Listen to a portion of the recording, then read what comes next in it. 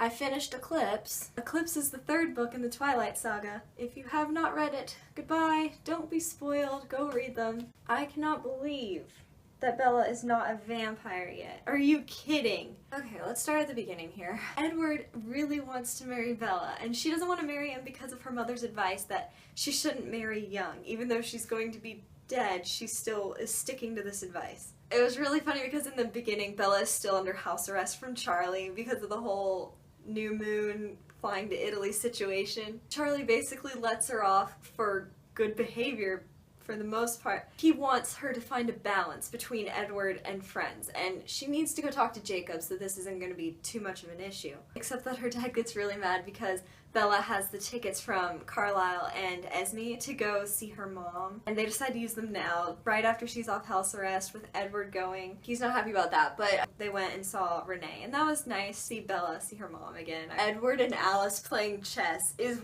I had such a fun time trying to imagine that. Edward can read Alice's mind, but Alice can see Edward's future moves, and so Bella says that they just sit there like in front of the chessboard, not moving the pieces but playing in their minds. I thought that was so funny. Jacob is waiting at school. He's all wearing black and just muscly and the motorcycle and all that. Edward didn't tell Bella that the reason he was really pushing to go see Renee was because Victoria was around and it was just a really dangerous situation for Bella to be in. Jacob gets mad at Edward for not telling her because he said she has the right to know. I do agree with him on that. She should have known that there was such a danger. The Wolfpack and the Cullens were both hunting Victoria at the same time, and there was some friction because of the boundary lines.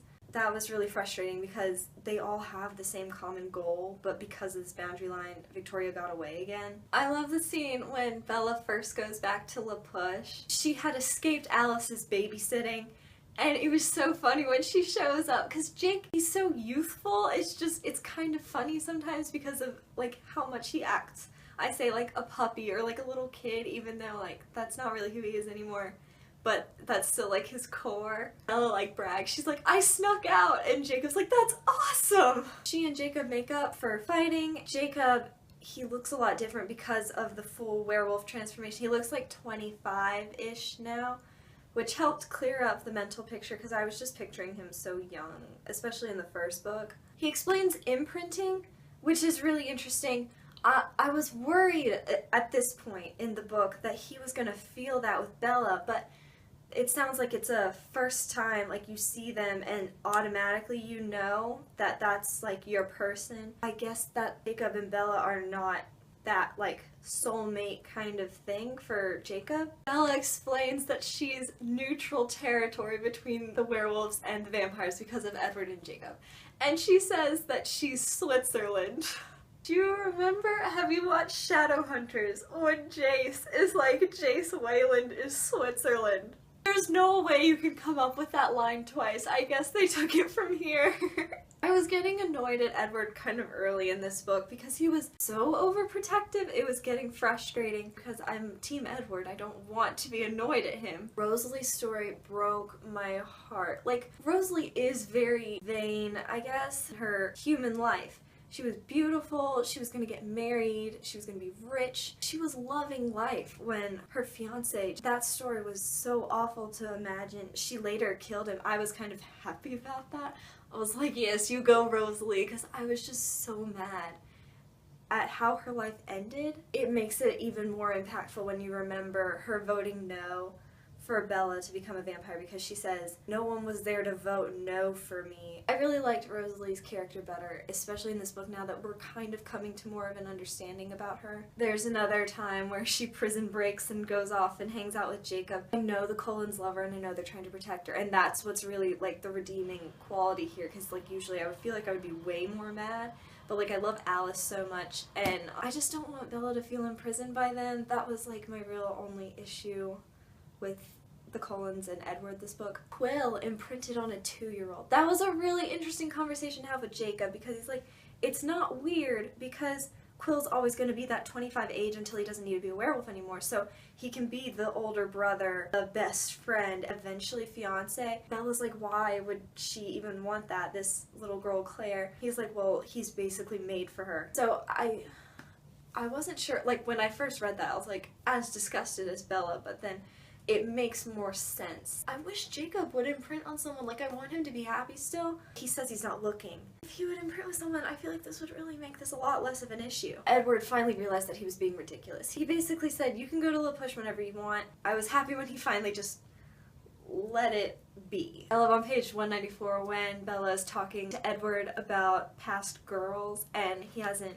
been with anyone. They were talking about Tanya because Tanya liked him and she was just beautiful blonde, and Edward says he prefers brunettes, and then it was just like a really cute scene because Bella's so jealous. He's like, you're quite adorable when you're jealous, and I just thought that was just like one of the cutest things. A lot of Bella's clothes got stolen. I thought it was the Volturi. I thought that was so weird and like really scary because if the Volturi find her before she turns into a vampire, it sounded like they were just gonna kill her because they didn't keep their promise. As funny as the house arrest thing was, I got so annoyed in the middle of the book at Charlie because he wanted Edward and Bella to fight. They have enough to deal with already without her dad really hating their relationship. When Jacob and Edward talk on the phone, I like that as much as they're angry at each other, they have this weird understanding that they both are going to keep Bella alive no matter what. So I like whenever they talk because they're so mad, but at the same time they have the same goal. Jacob is going to be doing some watching out for Bella, and he came over to get the scent of whoever had been in Bella's room. He is shirtless, and Edward makes the remark, like, he's always shirtless. And I saw the clip, I haven't seen the movie yet, but I saw the clip of Jacob when he came in, and Edward was like, does he even own a shirt? I liked when Jacob was talking to Bella about Edward, and he's like, do you kiss him? You don't worry about the fangs. Oh, you know he doesn't have any fangs. I was dying laughing when Edward's just about to leave and she's gonna hang out with Jacob. But right before he leaves, he like breathes into her hair and then laughs. And what the heck? And then Jacob comes in and he's like, oh, you smell awful. It's so funny. The way they take her to the boundary line is really funny too. Just shuffling off from one to another. The bonfire I really liked reading. They're learning the werewolf origin stories. And the one about the third wife, later she like almost tries to live that story. Edward had been reading a book while Bella was asleep, and when she opened it up, the Heathcliff passage, it was basically like, I could never hurt this other man because it would hurt the girl, who like in his case is Bella. And it said like the moment she didn't want him anymore, I would have killed him, but until then I won't touch a hair on his head.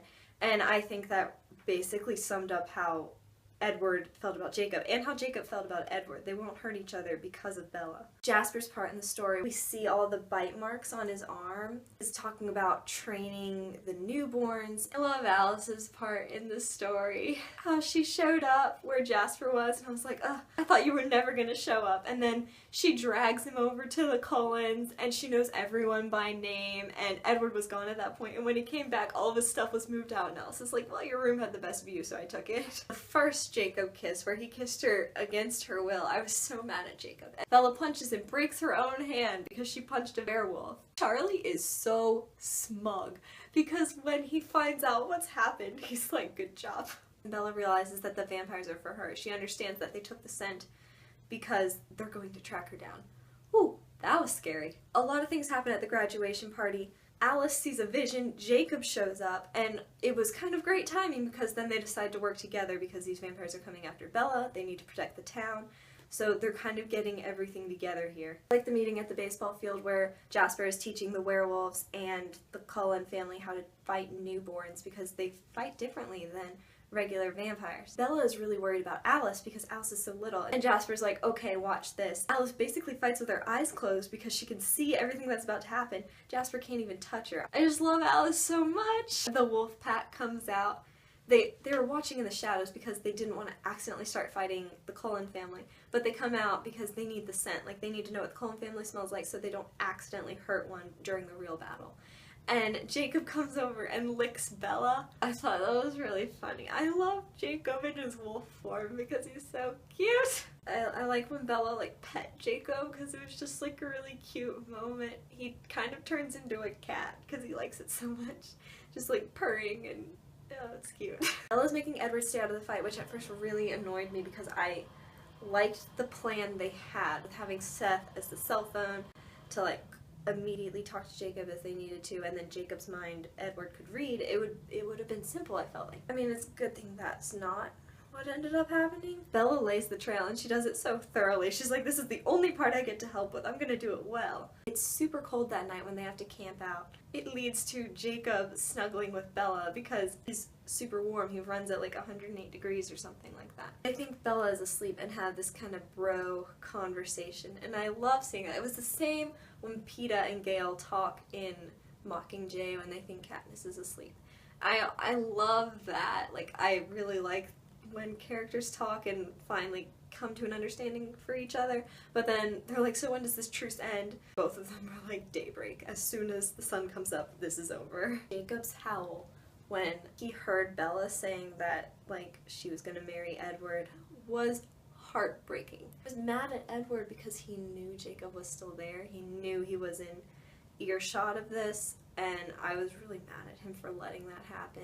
Jacob threatens to let himself die in battle because he knows that would hurt Bella, and he's like getting Bella to admit her feelings for him. They have this whole thing with Edward, like the three of them, if Bella asked Jacob to kiss her again, then he could, which is just like a weird rule, but that's what happened because Edward was so mad that it was against her will last time. So she asks him kind of as a way to like convince him to stay alive. And I really think this situation would have been different if Jacob had imprinted on her, like if he knew that Bella was like his soulmate, but he hasn't. And I feel like I know he like loves her, but if I were him, I would be looking forward to finding the person you imprint on.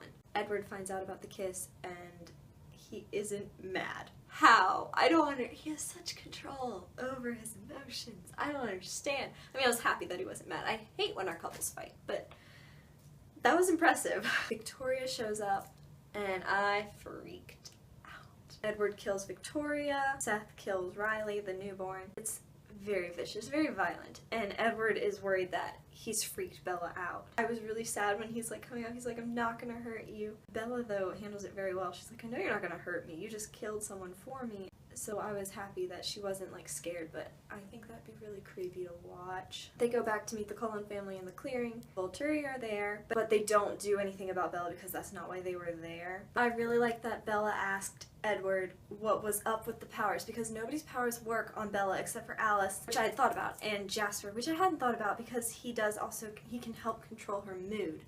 So that was really interesting because Edward has kind of come up with this theory that powers that are mental don't work on Bella. So it's something in her mind, but the things outside, seeing her future or affecting her mood as an outward force, that works on her, but not the mental stuff.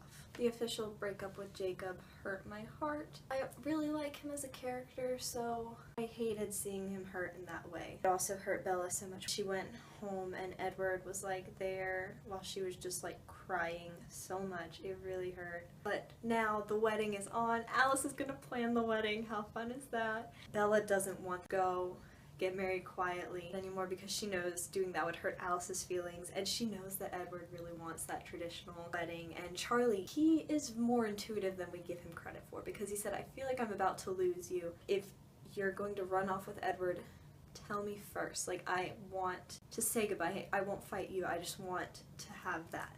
So they're gonna have the wedding. The epilogue from Jacob's point of view hurt really bad. I like Sam a lot more now that we saw that moment where he tells Quill and Embry, like, stop being a werewolf because Jacob needs to be alone. He doesn't want this pack mind where everybody can read what he's thinking and he can hear everyone else. Right before that, he had been talking to Leah. I like that there's a girl werewolf. I had been waiting for that. I don't like that it's her, though. She still has, like, feelings for Sam because they had dated before he imprinted on her sister. I kind of wish it was Emily or just like a random tribe girl, but I like that there's like a girl werewolf. I hope there's more. It would make it seem more like a family to have like brothers and sisters. I don't know. We'll see. Probably like a 3.7 out of 5. Really excited for Breaking Dawn. It is like 700 something pages, but I don't think it'll take too long because we have somehow made it through 3 books without Bella becoming a vampire, and I want to see this happen. I want to see what she's like, what the whole experience is like. I'm really excited for this last book. That's all I really got. My name is Caitlin. Thanks for watching. Bye!